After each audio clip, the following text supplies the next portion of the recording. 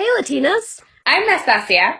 and I'm Ariadna, y vamos a latear un poco. We're empowered Latinas who want to make you feel celebrated, inspired, and heard by providing Lati. LaTeaNa is a weekly podcast that can be found anywhere. We are raising our voices and making an impact by diving deeper on the topics that get swept under the rug and more. Frequently having guest Latinas who are making a powerful difference. Join us to expand this great community. Let's pour some tea. Hi Latinas, how are Hi, you? How are you? LaTeaNa! Hi, we're so excited to be here. Super excited. I'm like giddy right now.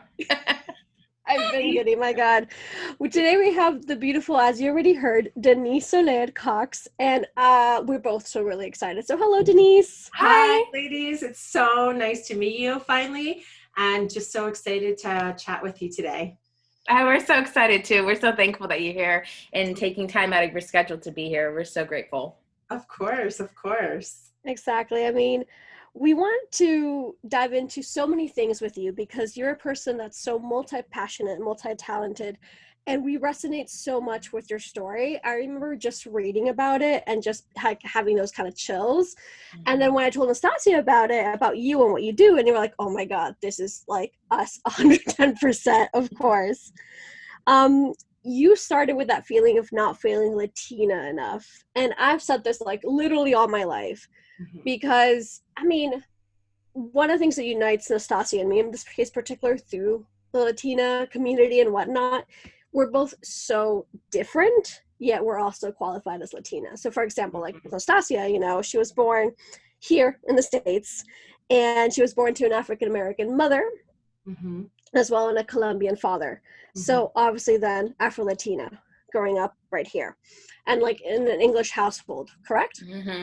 All English. Exactly. All English all the Really? time. Yeah, my parents were, I think, were really, really terrified with teaching Spanish us because they did not want us to suffer the hardships that my father went through. And so English was like the main language. My father would say some things, but English for the most part. I didn't learn Spanish until I was about like 21, 22, and I'm 29 now. Wow. hmm That's amazing, and good for you for learning it and Thank you. proving that it's learnable Yeah. at a later age, right? Because everyone always says like, oh, I kind of, a lot of people act like they missed their opportunity, hmm but you kind of proved them wrong. That's Yeah. awesome. Thank you. Thank you so much. Yeah. And then on the flip side, my story, I was born in Venezuela. I was raised in the States, especially Miami, and then we moved to Europe. And I lived in Spain roughly for about 16 years. And then I came back Wow. to the States. So, Where in like, Miami did you live? a little bit of everywhere. Definitely. Oh, do I remember? Kendall. There you go. Kendall was definitely one of the places that we lived the most. And I feel like my brother still lives in Kendall. Uh-huh. We also lived in South Beach for a really brief amount of time. But yeah, that was like my childhood growing up, and it, like everyone's like, "Oh my God, you grew up in Miami? That's so amazing!" I'm like, I was a kid. I was like, I went to elementary school. Like, I don't know anything And about it's really like like, the nightlife I feel until I like was older, of course. I mean, I spent my 20s, I say, living in Miami, and I lived in the Grove, and Oh, I love the uh, Grove so much. and I was just there recently with my family, or not recently, in February, like literally before Yeah, COVID. Pre-COVID. Yeah. exactly. And I had a speaking engagement there, and I'm like, you know what, babe, I feel like we should all go. Like in December, when things were kind of wrapping up with the client and contracts were being signed, I'm like, let's just take the girls out of school and let's just go for a week. Like, because Oh, my it's so kids are different ages, beautiful. and like one of them had 2 days here, the other one had 1 or 2 days here, and I was like, screw it, let's just all go. And I'm so glad I did that, Mm. because that literally 2 weeks later we were on lockdown. But I took them on this trip for one day. We stayed in Hollywood, but we drove down to Miami, and I took them to the Grove, to all the different places I lived, I worked, I rollerbladed, Oh and my goodness. Yeah, yeah, the I take Grove love is the whole that. the tour, Grove take is the whole tour. beautiful. Yeah, it My was brother's a amazing. musician there in Miami in No general. Like way. he plays very different kind of music. I always give him a shout out when I can. And he plays in one of the places in the Grove, and we just Uh-huh. fell in love with. Like I remember perfectly. We spent I think Fourth of July there last year because they do this whole thing. Uh-huh. That's when we landed, and that's literally like one of the last days we spent there in Miami. And it's just I love it. I always recommend people to go because it's so different as well. hmm Yeah, it's so different. And Definitely. like, I feel like I'm from New York, lived in Miami, And I feel like, and I didn't, I feel like I did my whole nightlife thing. I'm from New York originally. I snuck out as a teenager. I feel like my whole club fun, that whole thing, I kind of burnt that up like when I was a teenager, you know? So going out and Miami nightlife wasn't as interesting to me, but I'll tell you what was when I moved here to Colorado and I realized what a culture shock it was when, you know, I feel like the biggest benefit in living in Miami is it's like 65% or 60% Latino, and coming here and I'm like, wow, Latinos are line cooks and A busboys. huge difference. And they're running the city economically and politically. And it was, I just didn't anticipate how I would feel, you know? Mm-hmm. That's the main thing, exactly. So this goes right, like leads in perfectly into what we're saying about LaTeaNa enough, because with me in my particular case, what I was saying, like I'm always between two countries, the States and Spain specifically, like not even Venezuela, because I was there and I left when I was like 2-3 years old. So obviously I'm not going to remember anything. And unlike Nastasia, I did have Spanish in my household because my parents were like going to speak Spanish and like at home and then English outside. So when I did go to Spain, I was bilingual by then. But like I was never really, I didn't really feel Latina till like quote unquote recently. And I feel like that has, what you said, a huge impact on my life. And how does that make me feel? And how does it make me feel not seeing myself represented on TV, to like politics, to like anything else in between? So yeah, definitely. Yeah. It's interesting how those things play, you know, we don't think about them until and realize the impact of them until we start thinking like, what shows really do I watch with people that look like me and have my same life? Like zero, you know, like one day at a time. My kids and I watch that. Like you guys I'm a little older than you, even though I know we all look the same age.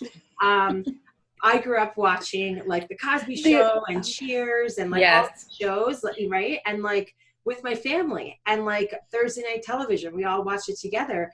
And now it's like Netflix and Hulu and whatever. But I will tell you what, I binged watched one day at a time with my kids, and we all and it's fun. My girls are 10 and 12, and they think that show is hilarious. It's such a good show, though. It's so, I'm so happy they brought it back. Yes, and I wish I could get that channel. I was like looking for it. Like, how come we don't get this channel? Me too. I've got to figure it out because they want to watch the next season. But it's funny how I'm grateful for the show because we get to talk about these things, and then because they're reflecting so well with the Latino experiences here in the United States, my girls get to ask me questions that if we weren't watching it together would never happen because they would have no context. And I think that that's what, when you were talking about not feeling Latina enough, it's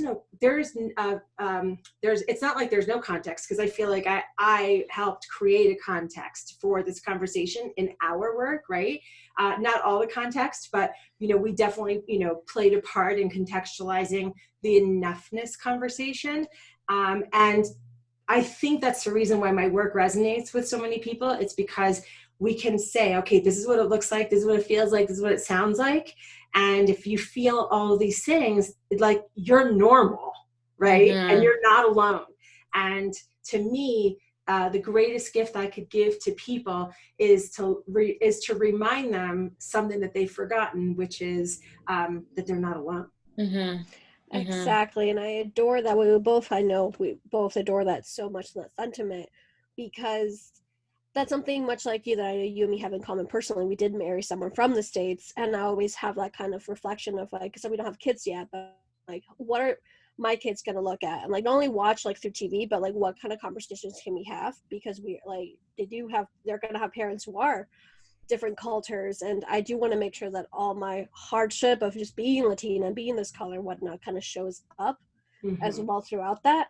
And that's the moment when you start realizing, and then you add on like finally talking about stuff that needs to be talked about. When you add, there's so many layers and layers on this, and it just starts something as quote unquote simple as that same feeling of we're not alone. Yep. Yeah. Moving a little bit forward to you in this particular case, finally, we want to know, who are the Enyes and what's the Enye Nation, please? Yeah. So at first, Enye was the description of someone who was born here and who had at least one parent from the United States. And the reason why I wanted to kind of contain it was because there was a very specific experience. And it wasn't the immigrant experience per se, which comes with a whole lot of other stuff. It was, and for the record, nothing wrong with that.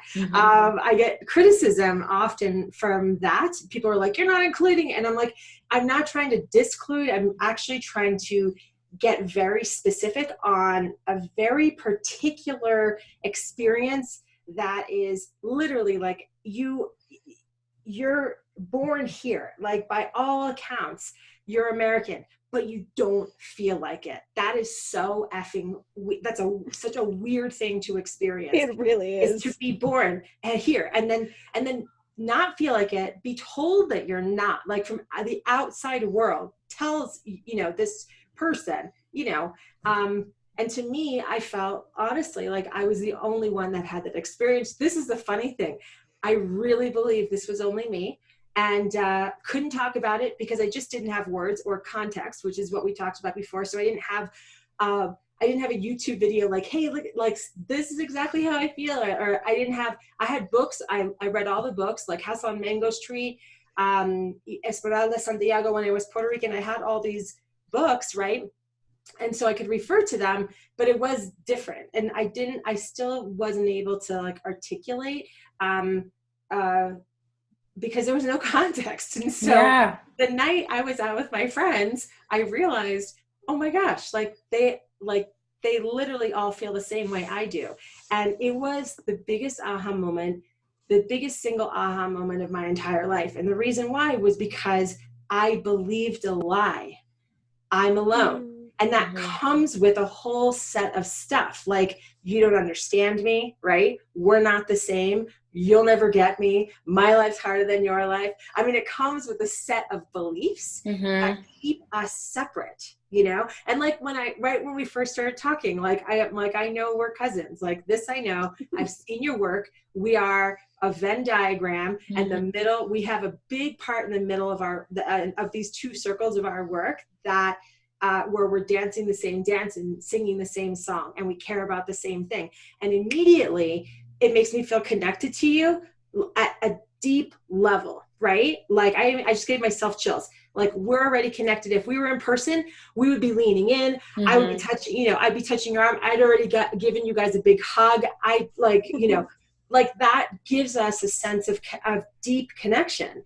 And it provides that, right? And so once I realized that, that's how I felt with my friends. So they were already my friends. And then I realized, holy crap, like if they feel like this too, not only do I feel a deep connection with them, or a deeper connection with them, but I feel a deep connection with every single other person who ever experienced this. And to me, that was something I felt, I felt an incredible responsibility to let as many people I could possibly tell that they weren't alone, and that really that this isolation was unnecessary, because really we're deeply connected beyond the theoretical, beyond the academic. Like we are really connected because all three of us right here feel it, and we felt it as soon as we got on the call. And so the first definition was, yeah, you got to be born here and whatever, right? And so I wanted to like respect and honor that specific experience. And speaking of madrinas, somebody reached out to me, very powerful woman in marketing for a humongous company in the United States, reached out to me and said, you are very smart to focus on this group of people because they are invisible, because no one talks to them. No one addresses these people.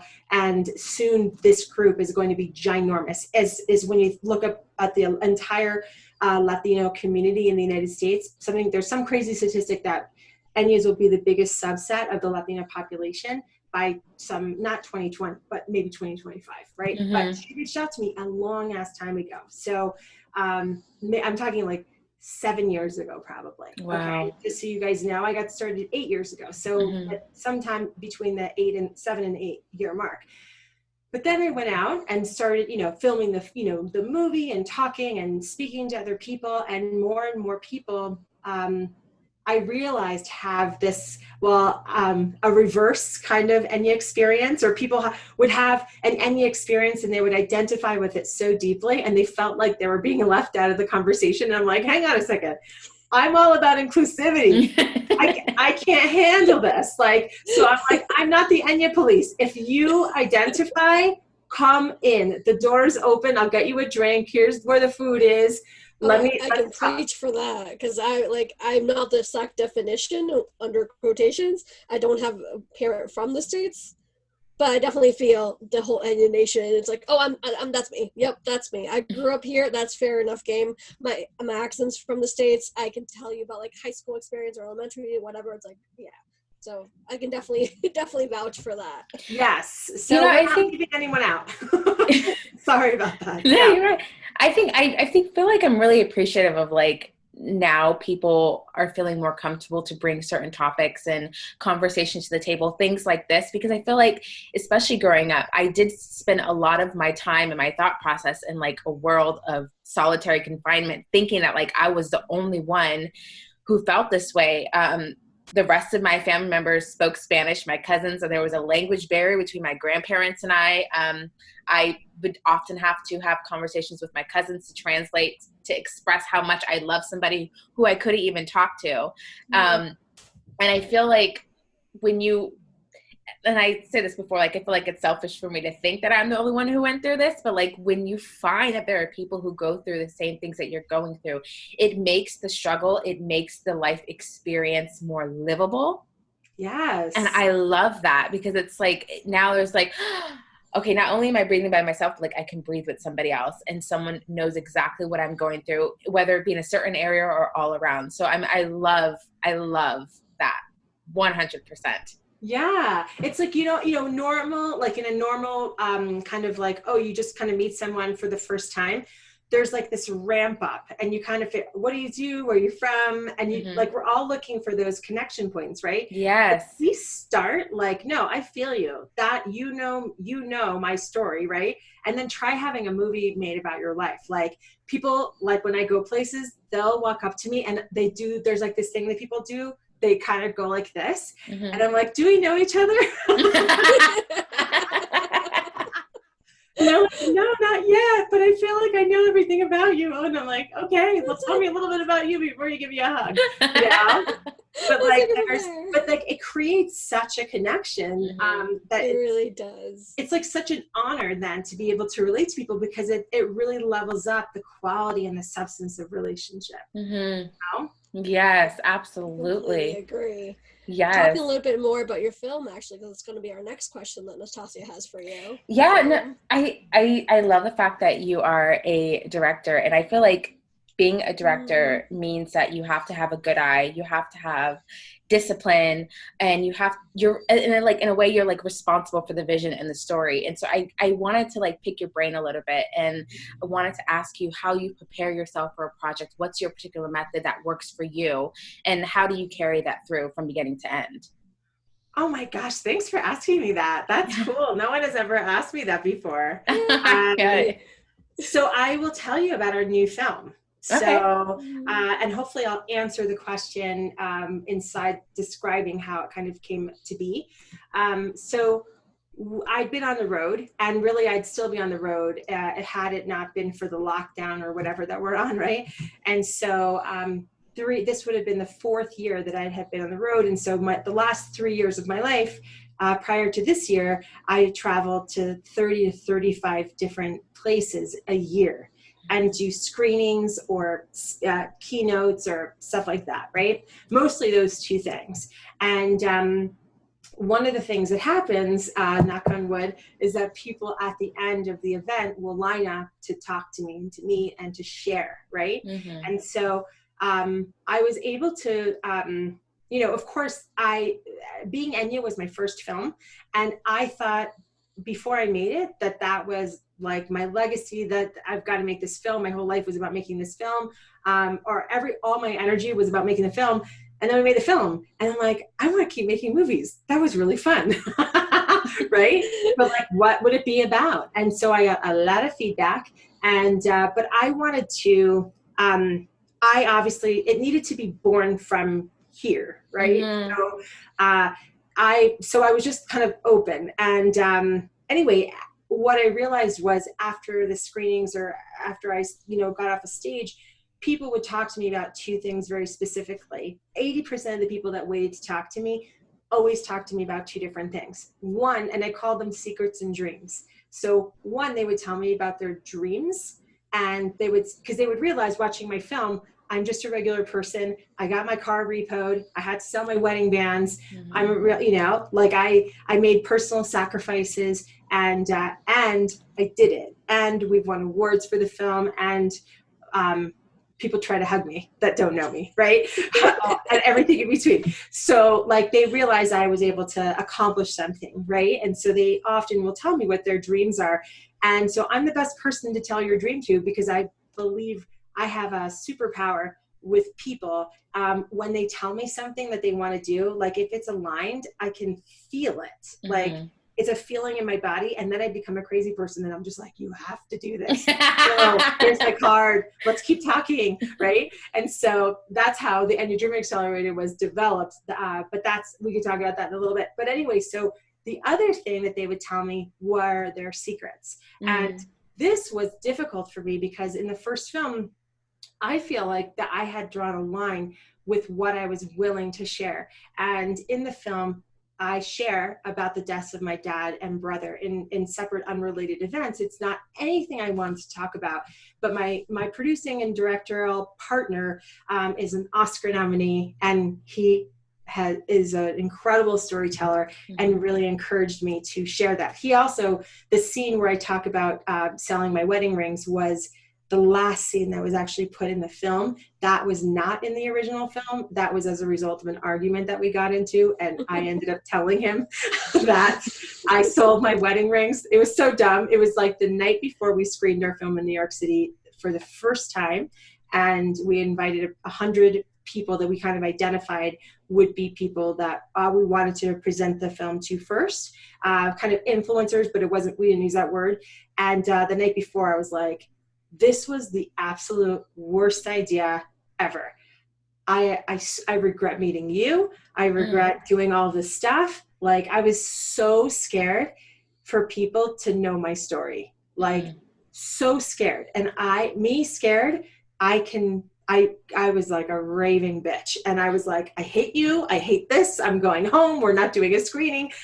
And we were having this argument on the streets of New York in January. It's freezing cold, ice on the sidewalk, and 100 people are coming to see the film. And I'm like, but I couldn't just say I'm terrified, I'm scared. I couldn't say that.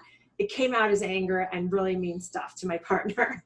Anyway, he ended up, and I'm like, I made so many freaking sacrifices for this. Like I was just feeling kind of dumb for making the sacrifices that I made. And one of them was selling my wedding rings. And anyway, I shared with him that story, and I felt so vulnerable after sharing that story that I felt like powerless. And I know you asked a different question, but this is good. And no, it works.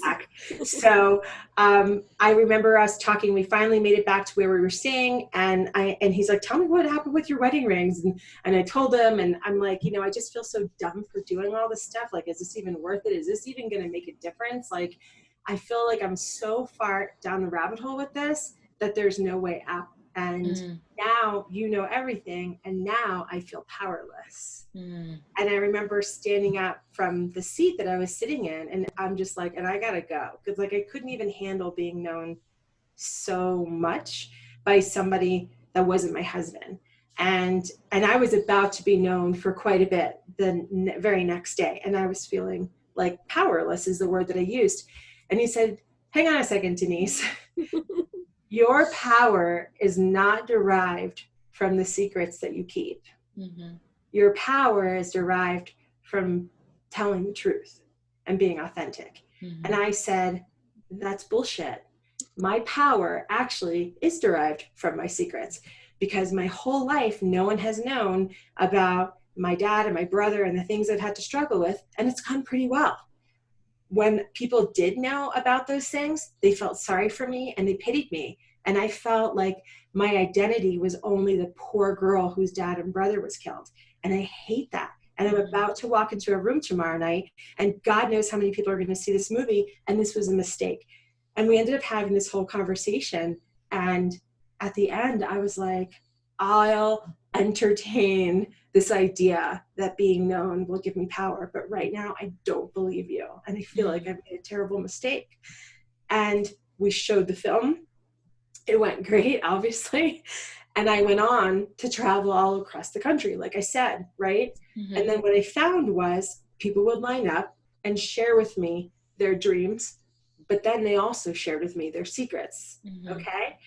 And then we added the scene of me, you know, selling my wedding rings, which is actually in the film now. But one of the themes I kept hearing was, and this is about being a director and the process of finding the story and finding a story that needs to be told, right? Because it's one thing if people are like, you know, this is what happens to me all the time. You know what you should make a documentary about, blah, blah, blah, blah, blah, right? But I didn't want to, I mean, I listen, of course, right? But it takes a lot to make a movie. And in my case, it took my wedding rings, my Mercedes, and a really killer loft downtown Denver, not to mention whatever, however much else, but, you know, all the work. But people kept sharing with me their secrets, and the secrets were always around the same thing. And this, I didn't understand why they shared their secrets with me, because in the first film, I didn't share all of my secrets. And as a matter of fact, I wouldn't even say that the deaths of my dad and brother, they weren't a secret. They were just, that was just information I chose to share that I normally would kind of control the narrative on, right? But there were two things that happened to me in my life that were very tightly held secrets that I didn't put in the first film, but for some reason, people were reflecting that back to me while they're waiting online to talk to me. And when I tell you that this probably happened, I'm going to say I probably had about 500 conversations about this, because I've probably had, I estimate about 1,000 plus, between 1,000 and 1,200 conversations between all the people that go to an event, all the people that wait to talk to me, all the people that reach out to me constantly, even, you know, on the daily, right?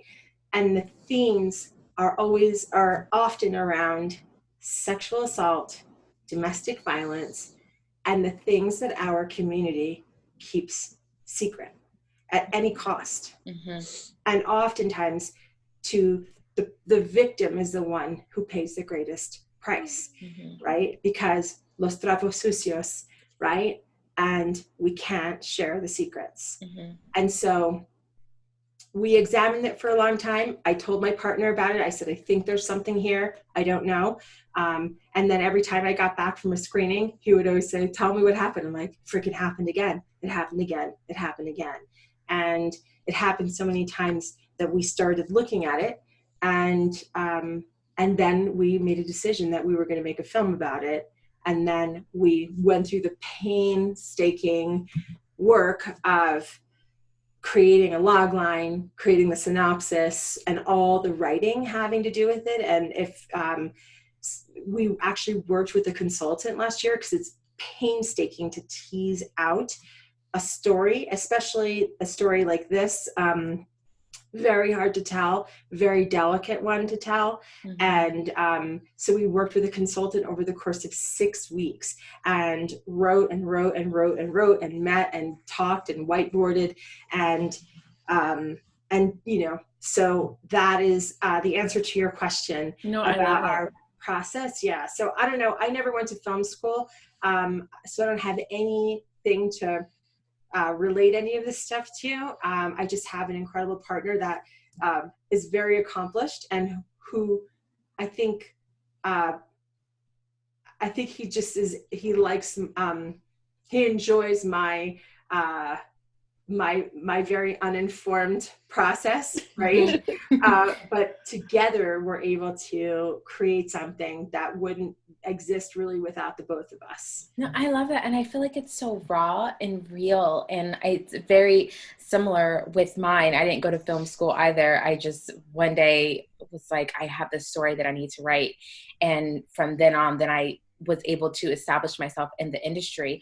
But I guess I kind of have like another question, Yeah. going what off you said. I know you mentioned that, like, and it's so true, because I feel like as a creative, there is like this level of vulnerability that you have to have, because you're opening yourself up, and like, it's not like you're just writing in a journal and you can close it and no one can ever see it. Like, you're like actually letting people in to see who you are. And there's only so much of the narrative that you can control, because they're also going to come up with their own opinion of you. And I feel like it can be, in so many ways a trap. Like, after, establishing yourself and creating the project, you do feel a sense of empowerment, like, oh, I have this story to tell. So I guess my question is, after knowing what you know now, do you still feel like sometimes whenever you're creating something new that you're being a little bit too vulnerable, or that you're being a little oversharing? Do you still feel like you have to censor yourself? And do you have to continuously tell yourself, no, we already went through this? How do you deal with that? I love this question, and questions in general. This is like nothing anyone ever asked me, and I love it. First, Oh, yay, I'm so glad. so much. We're very happy to hear that. Yeah, like, listen to my last podcast episode. Like, seriously, it happens every time because our podcast episodes, we kind of emulate the This American Life kind of documentary style podcast. And I'm always like talking, and I feel like the last, I would say 6 years of my life have been recorded. Mm-hmm. And it's kind of a joke, but every time I'm with my partner, he's either audio recording me, or like literally our editors with us, and he always makes him bring a camera. Like, I promise you, we're recording for our podcast downstairs, and there'll be a camera on me the whole time. Mm-hmm. And so, like, I'm always riffing, I'm always talking, and then those guys put the stuff into the content. Mm-hmm. And I'm like, that wasn't for the podcast. Like, or I'll say something, I'm like, I don't want this to be in the podcast. Mm-hmm. I just want to speak freely here. And oftentimes those are the moments that go in. So yeah, I can unfortunately have a very hard time. If it were only me doing this, I'm afraid this wouldn't be so good, because I would have censored the crap out of everything that I've done, because I just keep opening up different parts of me, and it's terrifying. Like, at the ending of the last episode, I'm like, why are we putting this in, you guys? This doesn't make any sense.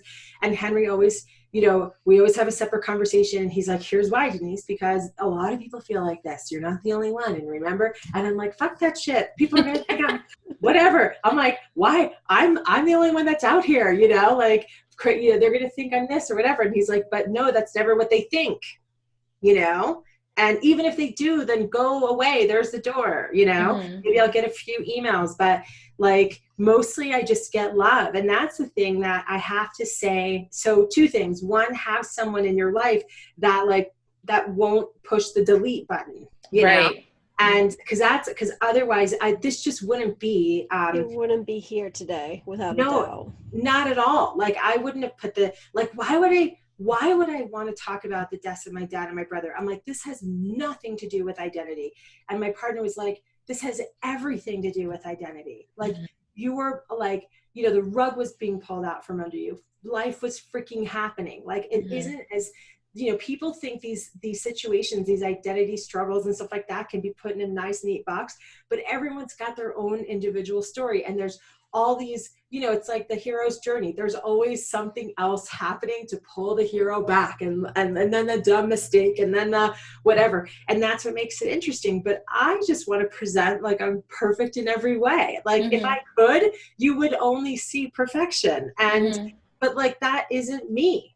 Exactly. I feel like it resonates with me a whole lot, independently, not only through what we were talking about, but also with me whenever I write through the Louise Believer, through any other blog posts in general. First of all, I do have a blog post called like pressing the publish button, because I've come out with my sexual abuse, I've come out with my alcoholic parents, I've come out with so many different types of topics that resonate in that kind of sense, like that, those secrets. I'm like, I have to talk about it, because good for you. I was alone throughout my whole life.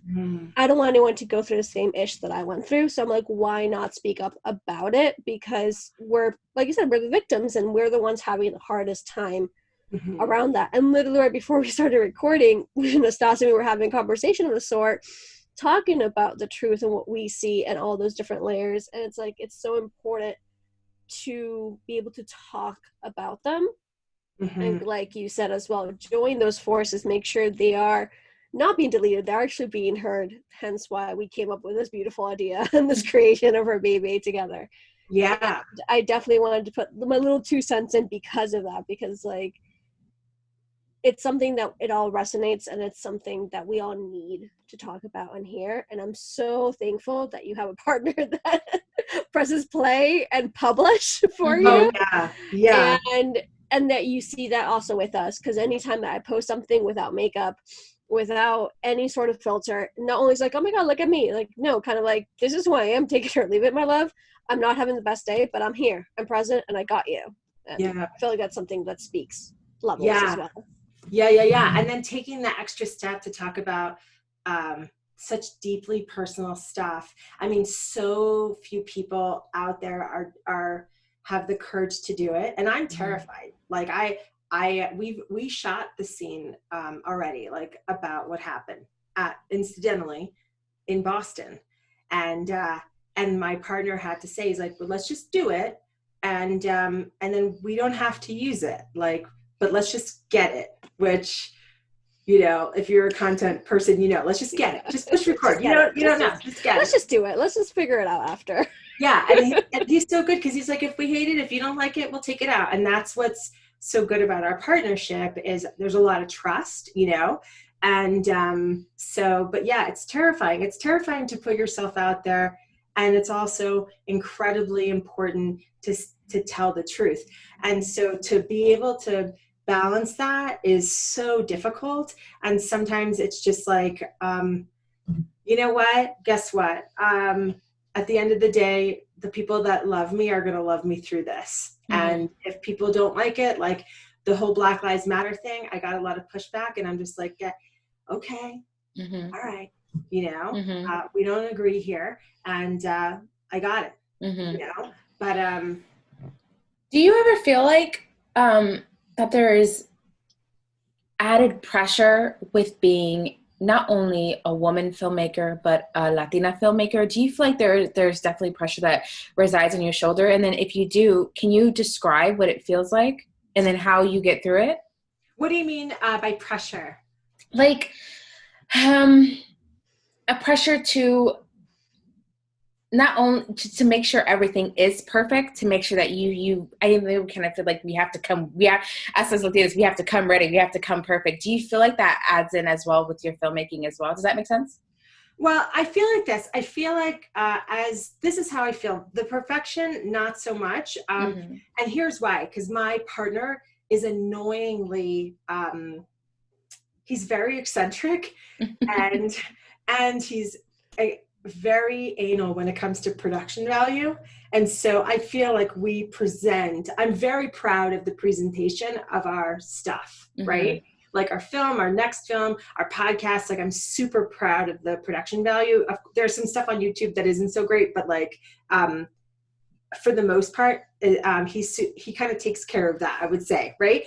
But here's where it does, and this is why I appreciate what's happening right now, because I do feel like even though Latinos aren't kind of like front and center, we are peripheral in this, and will benefit greatly from this awareness that our stories aren't being told, right? And so what I have felt is minimized.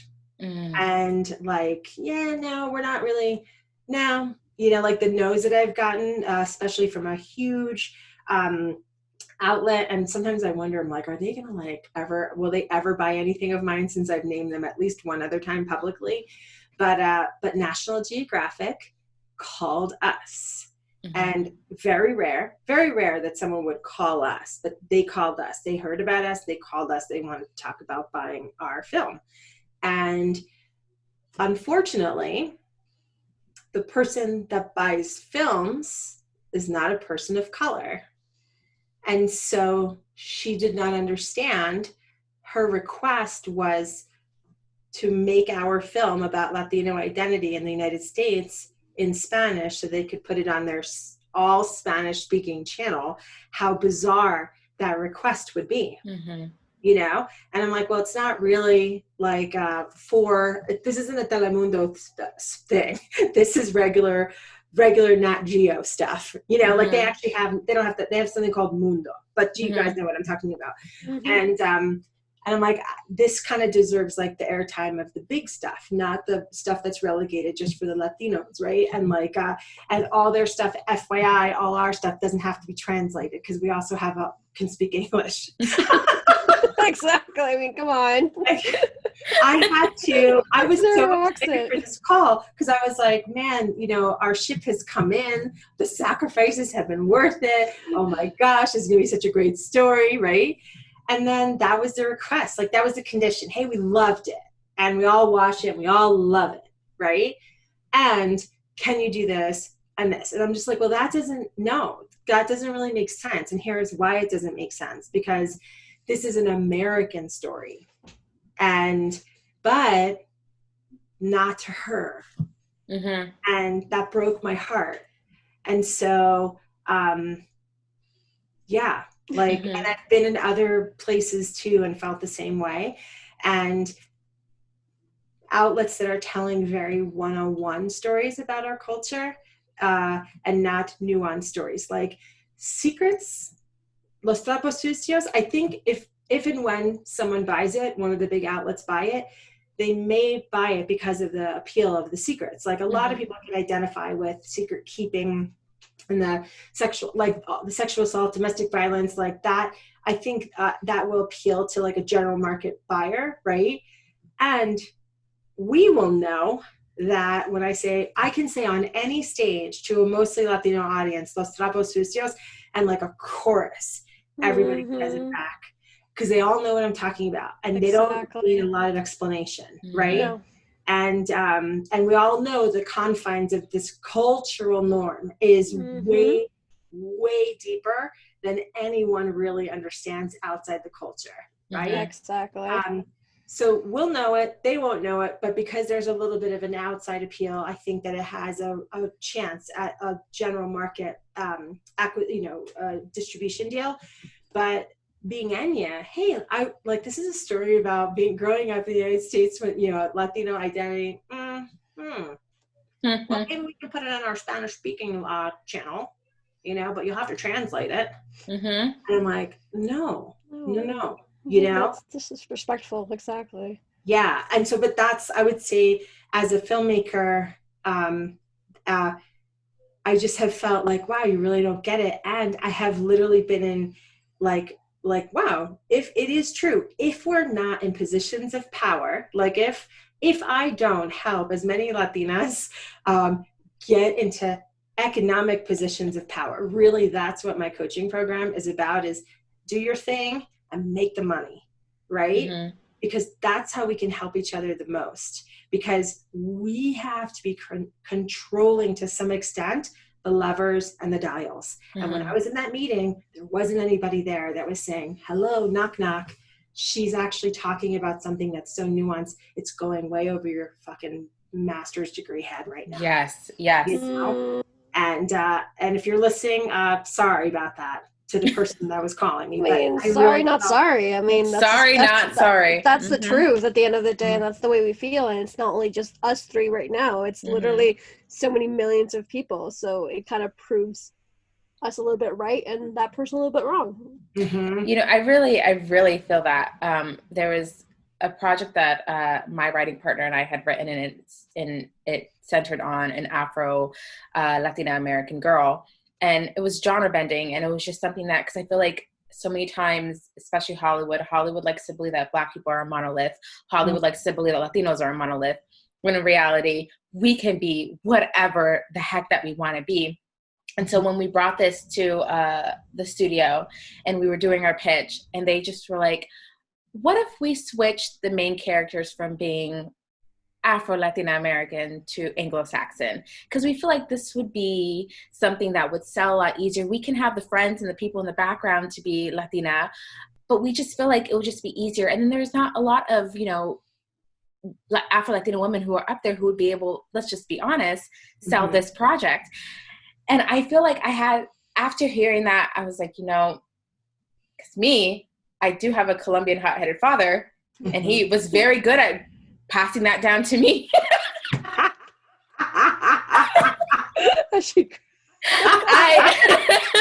I I about lost my shit. Mm-hmm. And my partner looks at me and he's like, okay, I think it's time for us to go. So we say our goodbyes. And it took so much of me to compose myself and be professional and to keep my mouth shut and be this perfect Alpha Latino woman at the end of it, and not feel too emotional and still somehow advocate for this project. But now we have it set up with a proper POC pod who has the relationship with the studio. So now we are with people who understand, but it's like that added pressure of like to hear the doubt of somebody else, to feel it, because you grew up with that doubt already, right? And you had to somehow, as you got older, shake it off and find what makes you powerful. But then to hear that doubt in somebody else and to hear it again as an adult, it just takes so much emotional composure and what's the word I'm searching for? Strength to just be like, fuck you, but thank you.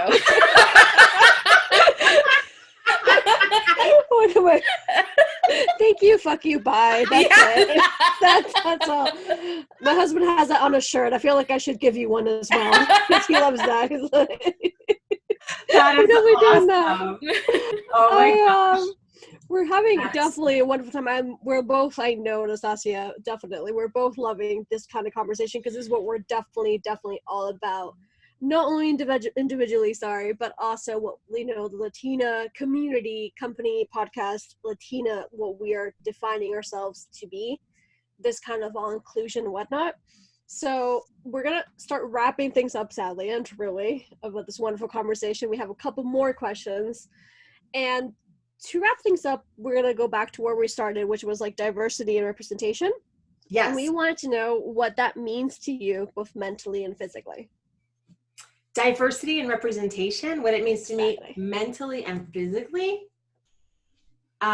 Interesting. That's us giving the interesting questions. Yeah. The out of the box questions. Well, diversity and inclusion mentally and physically. So like it would be like what I would say, I hope I am answering this right, but like physically it would be like having people of color in positions of power, and like everywhere, every effing where, right? And like mentally, it means like being able to like trust, like I'm gonna be treated fairly, I guess, because I'm so used to working so much harder. It's like like as soon as that woman asked me that, I was like, I'm losing this. This is gone. It was like literally Jello like slipping through my fingers, and it means I can relax and maybe have a judge of my peers versus a judge of clueless people. I don't know. Exactly. to say the least. Yeah, I mean, it's nice to have a production kind of conversation about discovering the idea for the film. Nastasia, and like your curiosity about that is so fun for me, and so it's just fun and rare that I get to really get a chance to talk about that to a fellow filmmaker. Are you a filmmaker? Okay. I am, yeah, writer, producer, let's keep talking about something like that. Because it's just it's so cool, because it's just rare. It's not common. I'm glad you liked it. I'm really glad. Yes. Same goes. Definitely hitting like the questions to get in deep, basically, without a doubt. Yeah. So of course we definitely have to ask, because you represent so many people in general, and you got the courage to stand up for what you believe in and that difference and make the difference and to be heard. What kind of advice would you give to those people listening to us now that have that dream and haven't taken the leap yet? All right, I'm gonna cry. Get your tissues out. I'm ready. I read them twice in the episode, so it's very common. People are like, "Oh, you're too sentimental." I'm like, "I'm too nothing. Exactly. I'm who I am." So I cry on every episode, basically. That's just me. But it's all I right, love continue. it. I love it. No, my advice is you would not have that yearning. Like if it's a kind of desire that you would classify as a yearning, right? Like when you watch something and you're like, oh my God, I just have to do this. There is a version of me. Like if you think there's like an alternate universe version of you off living that life and you want to merge those two things and it feels like you can feel it in your body and it frustrates the hell out of you that you're not there yet, my advice to you is honor the call. Like you have been called. That's what the call sounds like. It feels in your body like a yearning. And sometimes, I would cry. Like there was 17 years between the night that I went out with my friends in Miami to the day that I decided I will do this. Come hell or high water, I'll do this. But for 17 years, I just didn't believe I was enough. I believed the lie that I wasn't enough, right? And what I didn't realize was until that moment when I'm like, screw it, I'm going to just freaking do it. I don't know how, but I'm going to, was that it was like laid upon my heart by something way bigger than me, right? And it dishonors that kind of universal thing, whatever you call it, God, the universe, whatever created all of this, right? It dishonors that to not do it. And and you don't want to be dishonoring anything, right? But it's kind of a beautiful poetic way of looking at the yearning. And two, you wouldn't have it unless it was possible to make it come true. Like you just wouldn't. And so, and I also know that it's very difficult, especially when it comes to something so personal.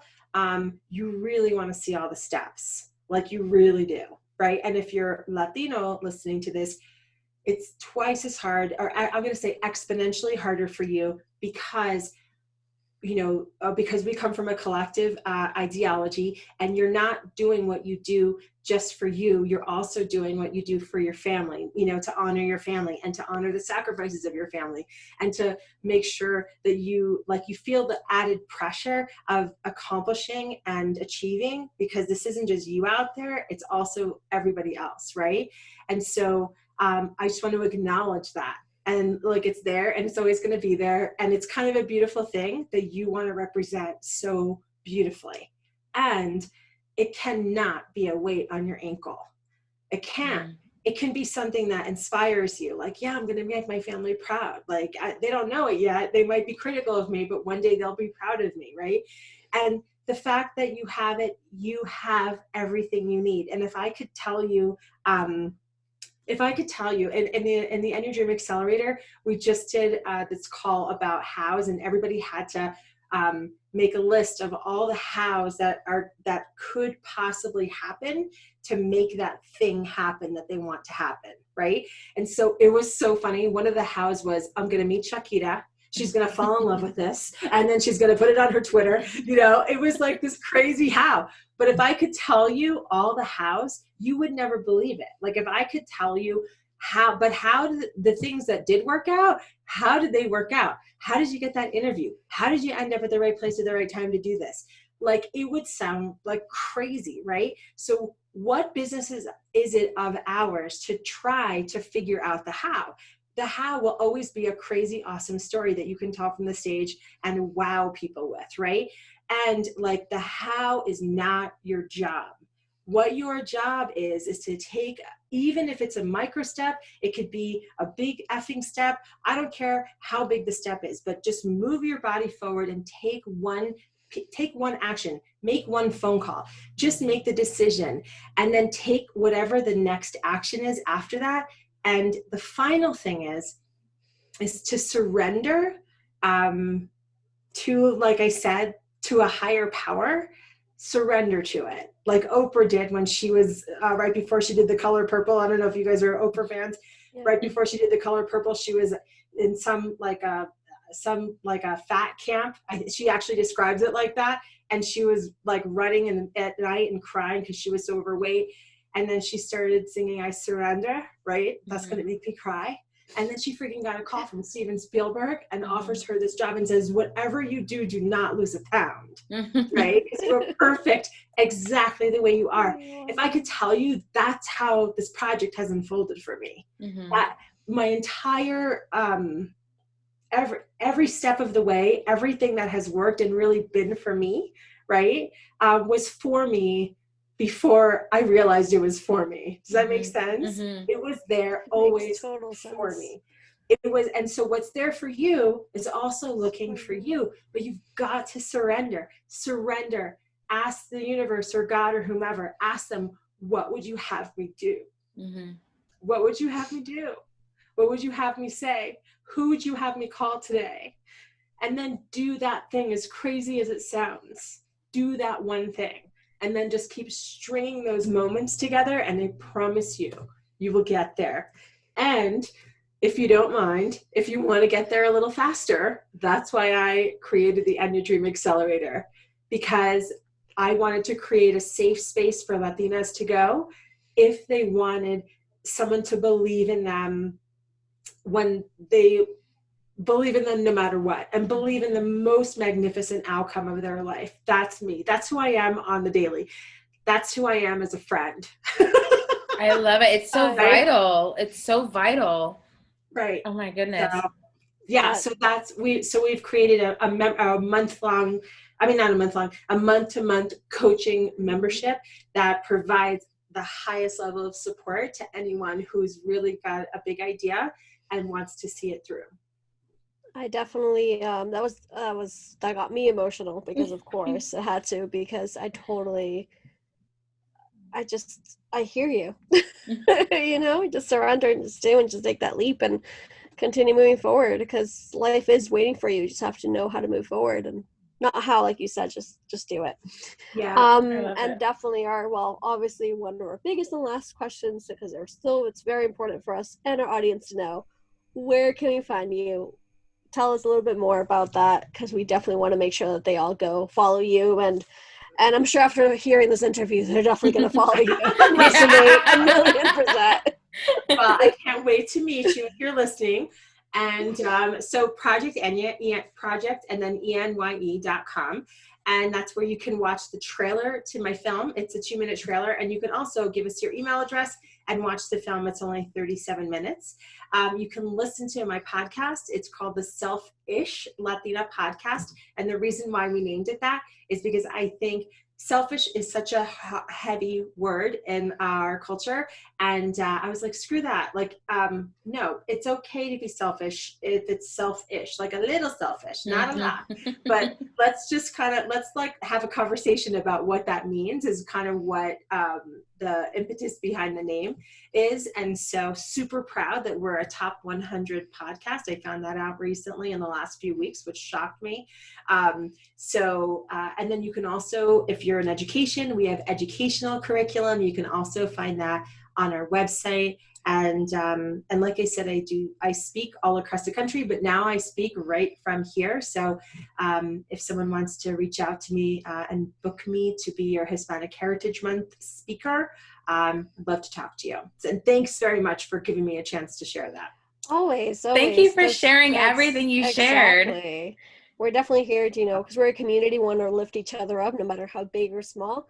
And number's just a number. The fact that you have a message and you have the courage, the words, the enthusiasm, the energy, and everything else to make sure that message pops up. So yeah, thank you very much. Yeah, I got so much out of this. Like, my heart feels so much fuller. I'm so glad that we did this. Yes, I agree. So ladies, I'm going to just throw it out there. You guys need to be a part of the Enye Dream Accelerator. Okay. Oh yes, please. You got to noodle on it. All right. Because you would be amazing. And this is how it is, except for there's a bunch of Latinas and everyone's just loving each other up and lifting each other up.